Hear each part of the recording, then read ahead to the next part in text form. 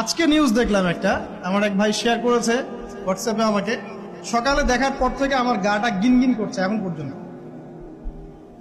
মানে আমি মেলাতে পারছি না সমীকরণ।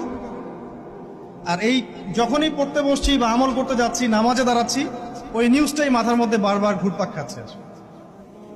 দেখলাম যে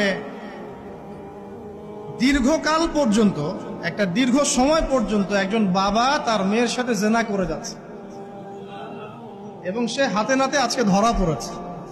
মানুষ তাকে গণপিটুনি দিচ্ছে। কোন একটা জেলার নাম বললো, আমি ঠিক মনে করতে পারছি না, মেবি পটুয়াখালী টাইপের কোন একটা জায়গা। তো একটু ভাবেন যে আসলে কোন জায়গায় আমরা আছি এখন। আমরা কি সুস্থ না বিশ্বটা সুস্থ?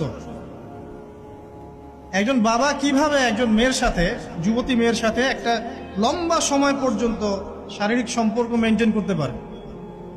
আর মিডিয়ার মাধ্যমে যখন এটা মানুষের কাছে প্রচার হচ্ছে, তখন মানুষের মধ্যে একটা চিন্তা আসছে যে আসলে এটাও হতে পারে।